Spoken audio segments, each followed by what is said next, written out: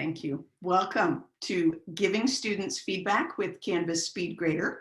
I'm Helen Graves, an instructional designer with the CVC OEI, which I'm letting people know stands for California Virtual College Online Education Initiative. It's a big mouthful. In today's webinar, I'm going to show you some different ways to use the Canvas SpeedGrader tool to provide feedback and to communicate with your students. We've got a nice chunk of time together, about 45 minutes, so that's going to give us plenty of time for what I want to present, as well as making sure to answer your questions. Zoom does have a chat feature, which you'll see in the bottom of the Zoom menu. When you click it, it will open up the chat window. You can just type your comments down at the bottom where it says type message, and then when you hit return, it will display for everyone to see. I know some of you already know how to use it, but in case you didn't, I'm probably not going to be able to follow chat real closely while I'm doing the presentation, so jot down any questions. You can either put them in chat and hopefully I'll get back to them later, or you can just jot it down and we can save it for the Q&A when I can unmute people so you can talk. Most of you here on the call today are probably in the midst of pivoting, is the word everyone's using, pivoting to remote teaching and learning as an unexpected experience. And you just want to be able to figure out a way to get your students what they need in order to finish the semester or term successfully. And you need a way to deliver content, you need a way to communicate with your students, and your students need a way to turn in their work. Our topic today is going to fit perfectly into that communication piece. So I want to head over into Canvas and take a look at feedback. Whoops, that's not it. Why are you not working? Hold on.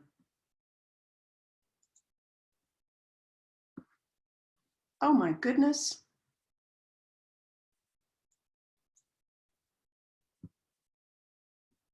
There we go. Gosh, didn't want to work. Apologize. Okay, so first thing you need to know is there are different ways to get into SpeedGrader. I'll be showing you how I normally do it, but you may have a different way. Perfectly fine.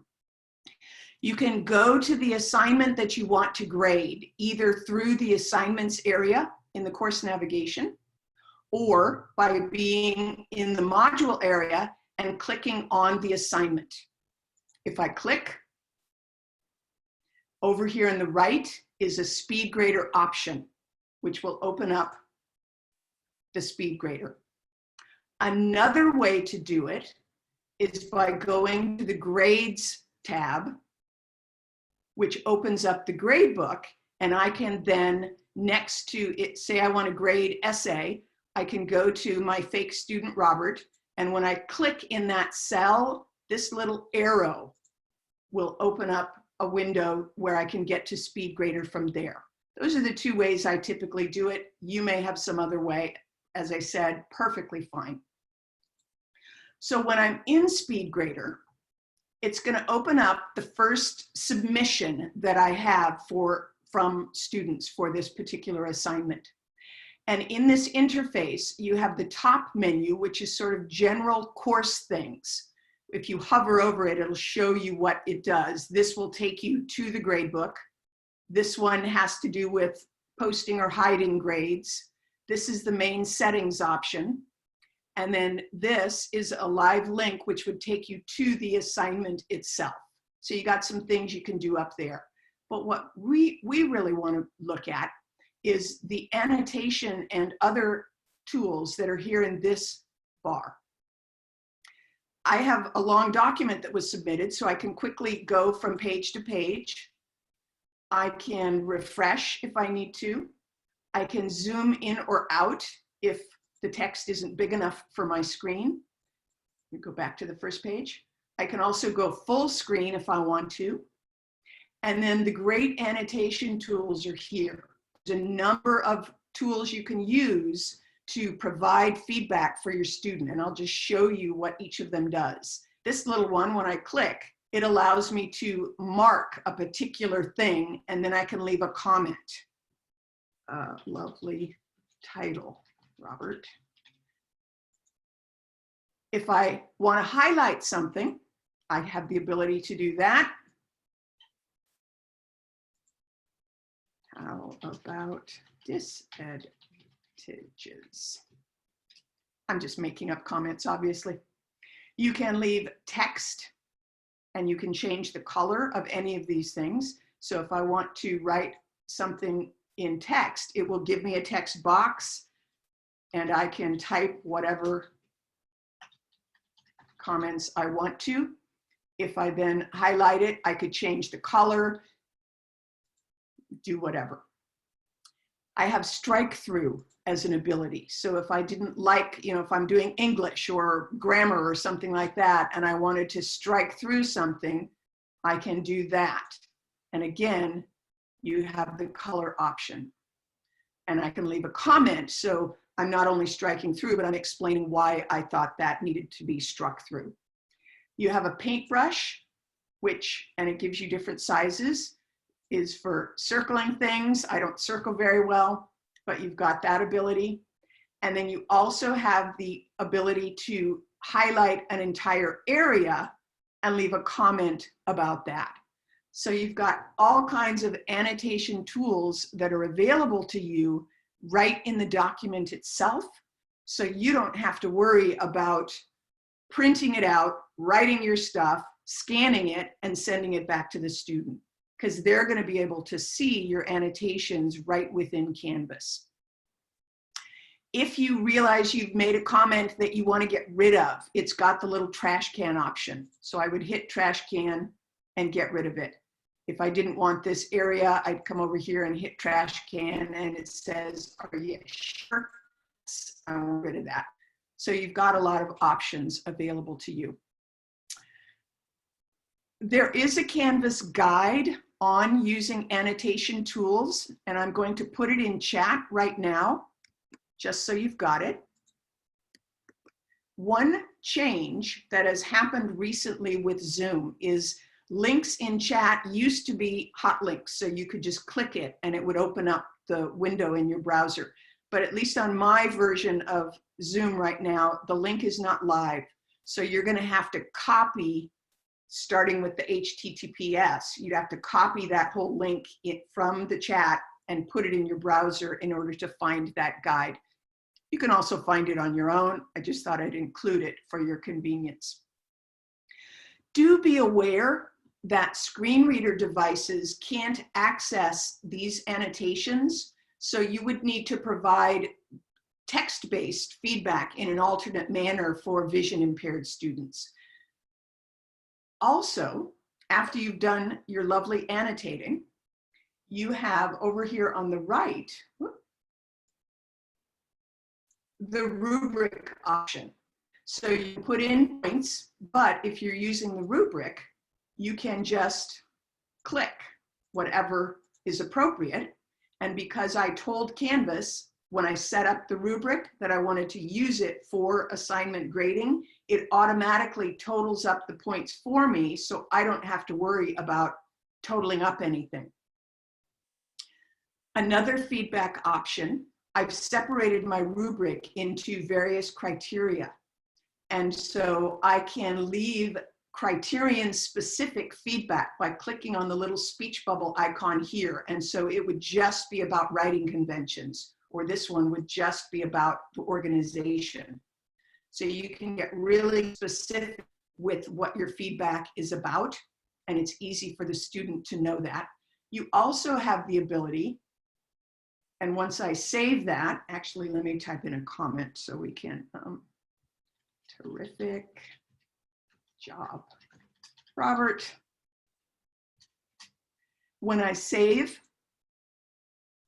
it now records that and notify Robert that it has been graded and there is feedback for him to take note of. You also have the ability down here in the bottom to leave more general feedback about the assignment itself if you don't want to do the criterion specific, or if you want to add something in addition to what you already commented on in your annotations, you've got yet another feedback field here. It gives you some additional options. You're able to add an attachment. I like to use this if I want to share a related resource, or even if I want to maybe share an example that they could use as a model. Maybe they didn't quite get what I was asking for and I've graded them, but I want to show them what I was looking for. I could attach an example for the student. It gives you the ability to record, and it opens right up if you've got your webcam on, so I could start recording. If I don't want to actually be on camera, I just want audio, I can say no video, and it will just record the audio. Great job, Robert. Really love what you did with this essay here. And then I click finish. I can title it if I want to. It gives it a dated, non-specific title. I can start over if I need to. I preview it if I want to. And then when I save, come on. Well, there we go. Just took a while. I get impatient. It attaches it to this running thread of commentary, so the student is able to listen to the feedback or watch the feedback that I gave. It's a really nice way to humanize and deepen your presence for students by leaving that voice or video feedback. Of course, hearing impaired students wouldn't be able to use that, so it's best to let students know ahead of time that you plan to provide audio or video feedback and ask them to let you know if they don't want that. Then you would just do regular text-based feedback for them. There is also this little tool, which is speech to text. It doesn't record you, it's just doing speech, but if I don't want to have to type my feedback, I can leave Robert feedback here and it will record it, or it will type it for me, and then when I save it, it will attach it. One thing to be aware, as you can see, it doesn't have any punctuation. So before I save it, I'll want to stop talking and edit the punctuation and make sure it's readable, and then save it so that it's here for Robert. Once you hit submit, it will record all of this. And as I said, the student will get a notification that the assignment has been graded and that you've got feedback there for them, assuming they've set up their notifications that way, but it will be available in the gradebook for them. And the comments that you've made and the annotations that you've made are attached to this assignment. So they will always be able to come into the assignment from their Canvas and see your comments. So you've really got a communication thread with that student. And I'll show you when I go into Robert's Canvas, I'll show you how he can leave a comment back to you. So you really can have a sort of back and forth conversation if you need to. Once I've graded, I would just go up and go to the next student. This particular student left me an image, and I still, yippee, have all of the annotation tools. So whether it's a document file or an image file, you're able to use annotation. Depending on your discipline, that may come in handy. I will say on the topic of feedback, it's always surprising to me how many students don't realize that instructors are leaving them detailed feedback. They see the points or the grade in the grade book. Many of them don't realize that they need to be looking for your comments. They don't know that they're there. So it's a great idea when you're setting up the assignment in the assignment instructions to include links to the relevant Canvas student guides that teach students how they can view all of that lovely feedback that you have spent so much time crafting for them. There are typically 2 guides that I usually include as part of my assignment instructions. I will put those in chat, just again, so you don't have to go hunting for them. One is, how do I view assignment comments from my instructor?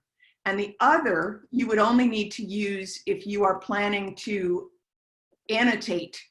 So if they're submitting a document or an image and you're going to use the annotation tools, you'd want to share with them, how do I view annotation feedback from my instructor? Keep in mind your students are, many of them are just as new to Canvas as you are. And so they're not any more familiar with these tools than the rest of us. And so it's a really good idea to support them by sharing these links in the instructions so they can find it. You could also do it in an announcement. There's many ways, but it's a good idea to let them know how to find this feedback. I will say that sometimes it's a little bit cumbersome to search through a long list of guides. So another approach is just to do a Google search. Let's say Canvas LMS, how to view annotations. And then that will quickly get you the guide. So you can do it either way.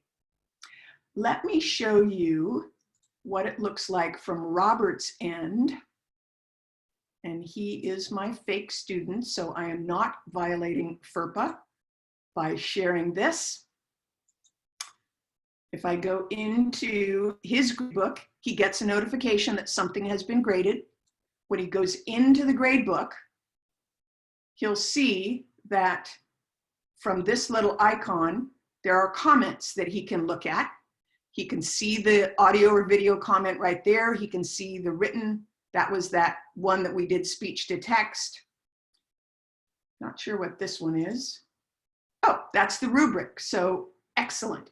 So you're going to want to just be sure students are aware when they come here, there's more than just the score. There's comments, there's the rubric, etc.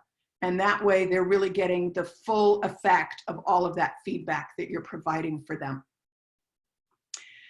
That is really the end of the formal presentation. So let me open it up for questions. And here's the way I want to do that.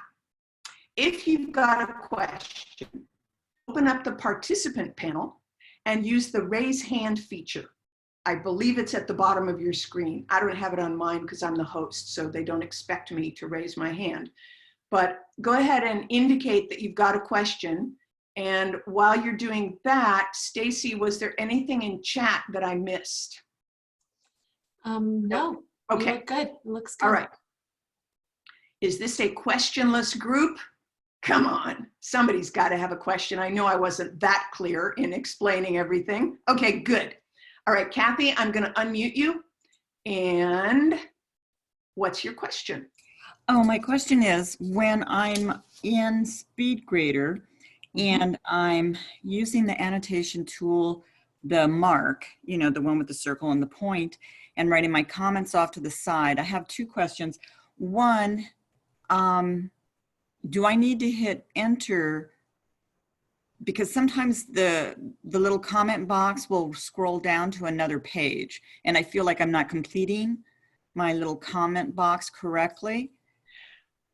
Let's try it, but I think all you have to do is, so if I do that and I come here and I'm writing my comments,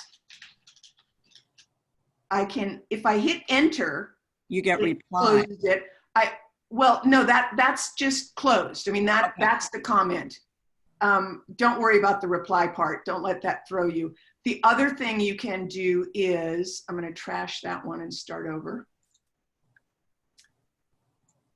If I type and I just click out of the field, that's another way of closing the comment, but you don't get that reply thing. So the reply throws you for a loop.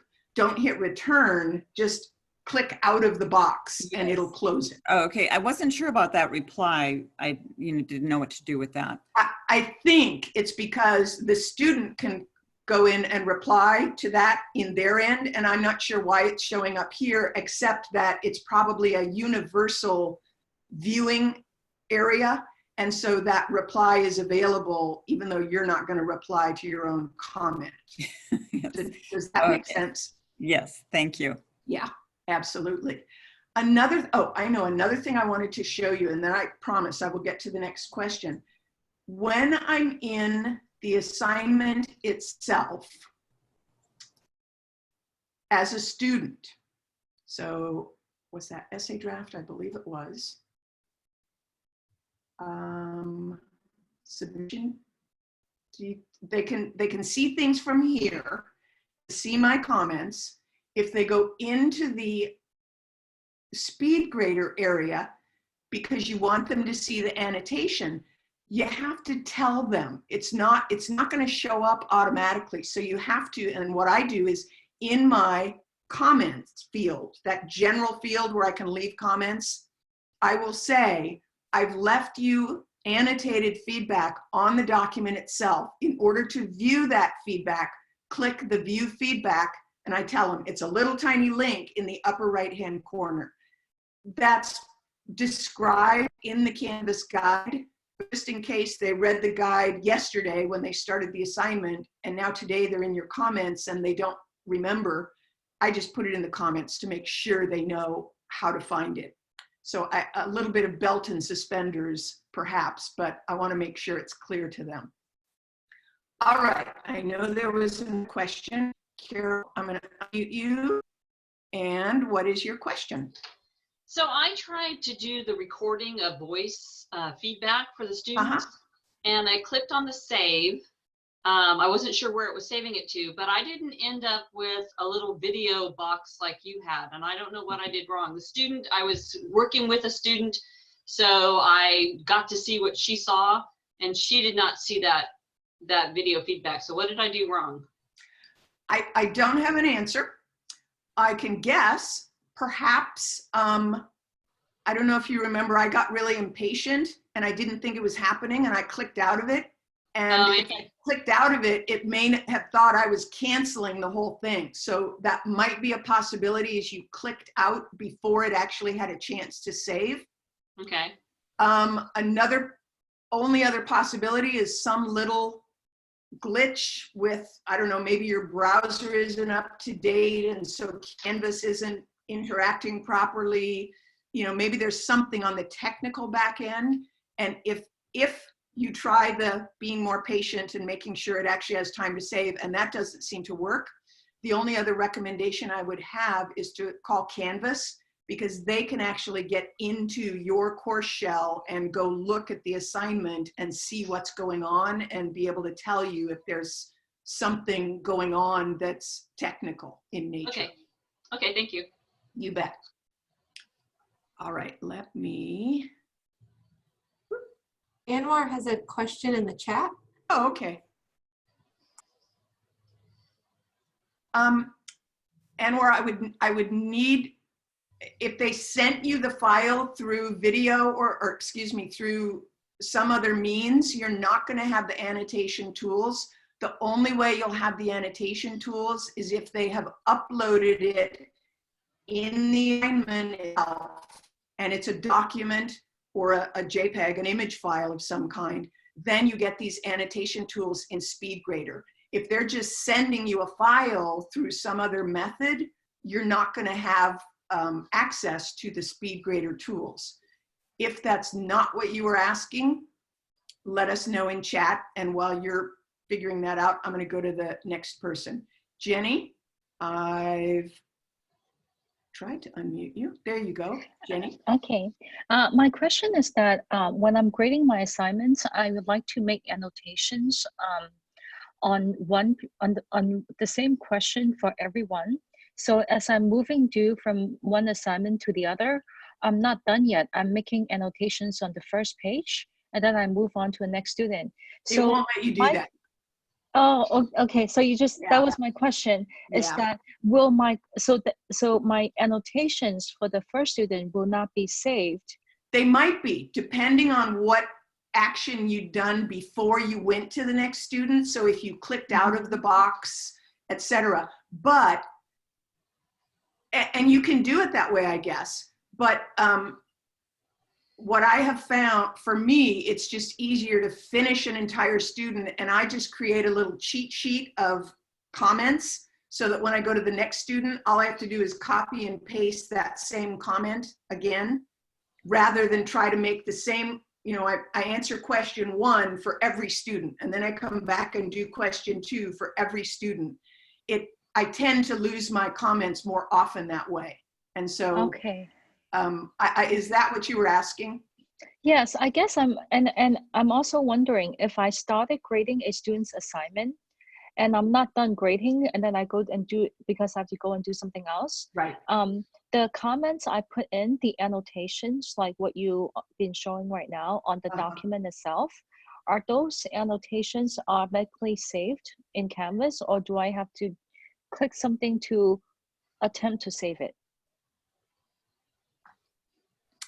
I think, and I would recommend you test it because I can't swear to this, but I believe the other day when I was grading, I went away and the comments or the annotations were still there. But what you may want to do is, once you've started grading, you can hide grades until you've finished grading. Right. And so you could hide the grades and then save for now, so you can come back to it and add more, but students won't see that it's partially graded. Okay, I see. So that would be kind of the safer way of doing things, because that's what I do already. I hide the grades until I'm completely done.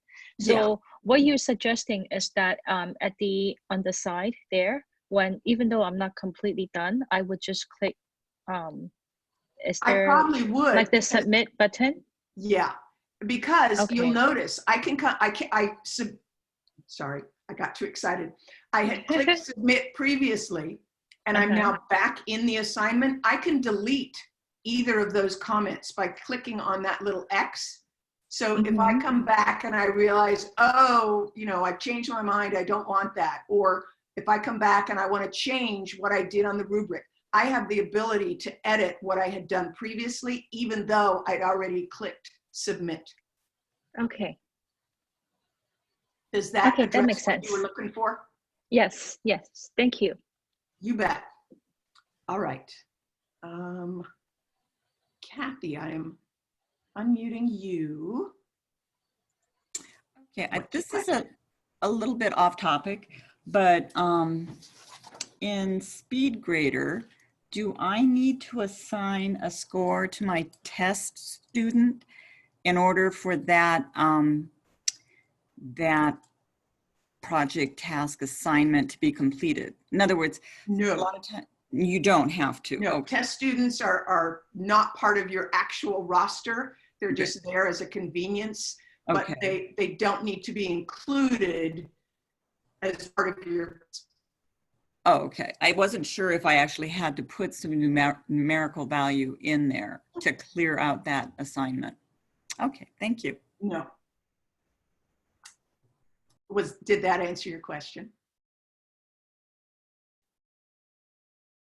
Okay, hopefully it did. If not, put me in, put it in chat. All right, looks like Carol has another question. Let me get you unmuted. Okay, Carol. Okay, so I've used the rubric function many times in SpeedGrader, but you showed me something that I didn't know, and I can't see it fully because the video images are on the far right of my screen. So when you were going to leave criterion specific comments, yes, what did you click on? Because I can't see that. Okay, the rubric is in rows, and at the end of the row, it shows the mark, the grade, how many point value it got for that one based on what I clicked here in the cells. And then below that is a little tiny speech bubble icon. And when you click the speech bubble icon, as I'm going to do right now, it opens up this comment box that you can type in. I can see how that would be very useful because I just type comments in the comment box down at the bottom, but I'm commenting on each of the criterion. Yeah. And I'm sure this would be much more helpful. It really is not.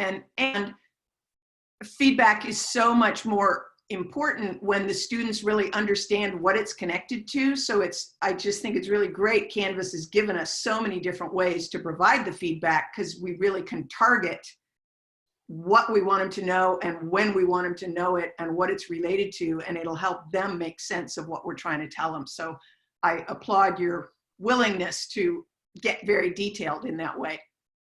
Okay, thank you. Yep. All right.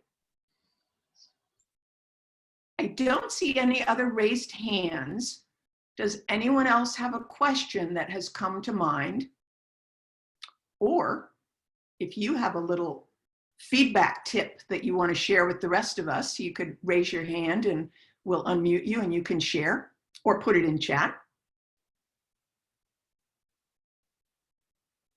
And I'll take a sip of water while you're thinking.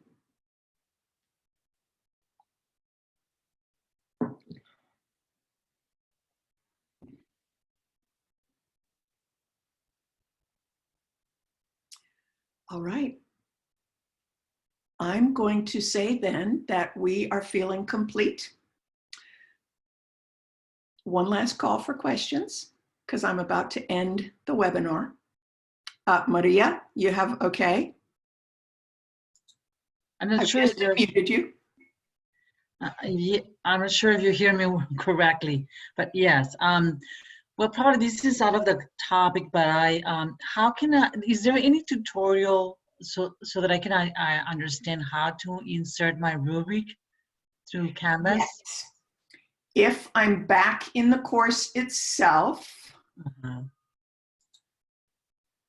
over here is that help icon, and that's where you're going to find the Canvas guides. And again, you could also do a Google search. So let's say Canvas guides, how to add rubric. And it will walk you through. Basically, the trick with rubrics is there's a couple different things. One is if you're in an assignment, it's at the bottom, you can add the rubric and I can edit it and do whatever. Or I could go to outcomes. This is the part that is not immediately intuitive. I go to outcomes, and over here in the right-hand side is a little manage rubrics button. And that's where I can either edit an existing rubric or add a new rubric. Okay. Does that sort of address what you were asking? Yes, probably I have to go, myself and just carefully Around. trying to go from point to, to the different steps. Yeah, okay. And then in the rubric itself, so if I open up this rubric that is existing, I can edit it. And one thing that's really helpful in terms of feedback, a tip with the rubric, sometimes what I see is people using rubric where they'll put the criteria and they'll list everything in the criteria. So they would say in content, balanced presentation of relevant, in-depth analysis, the reader, whatever, all over here. And then in the ratings, they would just say, met 5 out of 5 criteria, met 4 out of 5 criteria, met 3 out of 5 criteria. But that's not useful to the student because they don't know what 3 of the 5 they met. So even though they see why you gave them the grade you gave them, they don't really, it's really not as meaningful as it would be if you separate it out. So what I recommend is just come up with your criteria category, content, organization, whatever it is you're grading on, and then spell out what's the best possible outcome they could give me. What's the acceptable outcome they could give me? What's the not quite there yet outcome they could give me? And those are going to be your actual ratings so that when you click it in the SpeedGrader, they know exactly why they got 15 points. They know exactly why, and they don't have to email you and say, why did you dock me? I don't understand. So to me, that's just it takes a little longer to create a rubric that way, but in the long run, it saves you a whole lot of time because you're communicating so much more thoroughly to the student what your expectations are and if they met them. Does that make sense, Maria? Yes, definitely. Yes, thank you. Yeah. And in fact, well, no, I won't go there. Okay. Did you have any other question? Well, I have more questions, but I'm not sure. I mean, I'm probably there on the Ruby session, but I guess, this is probably another topic that you are teaching. So I don't want to really, move you outside of your Well, let me check in and see. Anybody have an assignment question? If you do, raise your hand, go to participants and raise your hand. And if not, we can spend 5 minutes on rubric stuff. And Kathy added a comment that if you leave comments in the rubric, the font size is very small.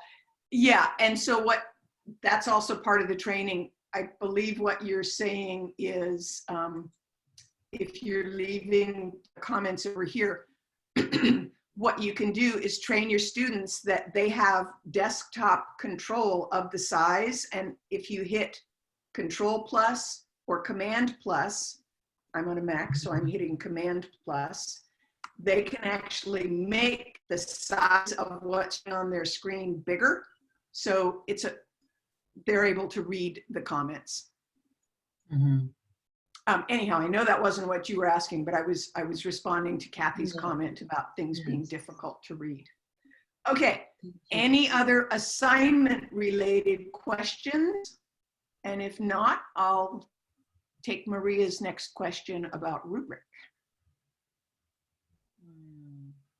All right, Maria, what you got? Well, I just, I mean, my question is basically, how did you insert the rubric? You know, myself, usually I make my comments, you know, within the text as, you know, and I can manage that pretty well.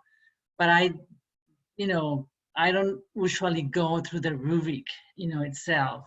I just kind of point out, you know, for my comments and I just underline, or I kind of, you know, indicate the sections, you know, of the weakness of the paper or the strengths of the paper, et cetera, et cetera. But I don't usually, you know, have gone in through the, you know, what you just have shown us briefly here. And you don't have to use a rubric. I just find them really a time saver, because even though I've left, you know, the annotated stuff, this is what allows them to see how they did for each specific criterion that I was looking at. Whereas over here, it may not be immediately clear from my annotations, you did, you know, whatever these were. So I like to use both, because it just gives me a more robust way to make clear to the student where they met expectations and where perhaps they didn't. But you don't have to use rubrics, it's up to you. I just find it really a time saver and a valuable feedback tool that gives me different abilities than the annotation tool does. Yes, I mean, I offer the rubrics, of course, for every assignment that I you know, give to my students. And yet sometimes, you know, I kind of, probably it's more work that I do because I write everything. I don't know, I'm just like very used to, I teach, you know, history. And so from that perspective, I always, you know, every paper is very different. Opinions are very different. And so, I don't know, it's just like, through the experience I have learned that I have to kind of give each one of them, you know, a very different also feedback. I mean, the rubric, yes, you know, it's just kind of a plain general expectation.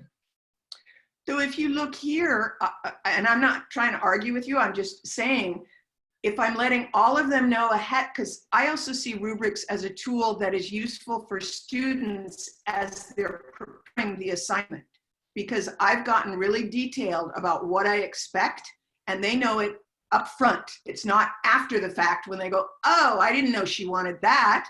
And so if I'm telling them, in order to get the most points for this, you need to have strong critical and analytical thinking.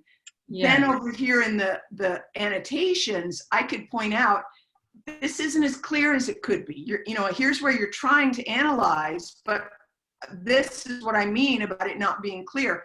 So I've given it to them up front, and then I'm specifically pointing out in their actual writing, here's where you're not, or here's where you did an excellent job of analyzing. So I just, you know, I'm, as I said, I'm not trying to make you use rubrics. I just see them serving two different functions in the Yes. ability to give feedback. Mhm. Yes, I mean, it's more practical. I mean, like you just said, it's more practical and, save you a lot of time. Yeah. I mean, I gave them at front, when I post my assignments along with a rubric, but I don't usually, yes, I make, comments from, I think I probably, do more work than what I have to when I give Yeah, them I'm feedback. lazy. I don't want to do all that. So I figure, okay, it takes me time to set up a rubric and I know I'm going to do that and it's going to be a lot of work, but then in the long run, it saves me work. So what you Exactly. might consider, Maria, is trying out a rubric on just one of your assignments. Go Yes. to this really detailed rubric and try it for a semester on just one assignment and see Yes. if you like it or not. Yes, I think so. Yes, I mean, as I see it, it's pretty clear. Do a little experiment to Yes, see if it works for you sure. and your students. Yes. Well, thank you so much for your answers. Absolutely. And I will never say rubrics are not a lot of work. They are, but they have a big payoff, I feel. So, Yes, sure. yeah. Okay, last call for any questions, and then we will end for the day, or at least for now. You may not be done for the day, although it is Friday. Thank goodness.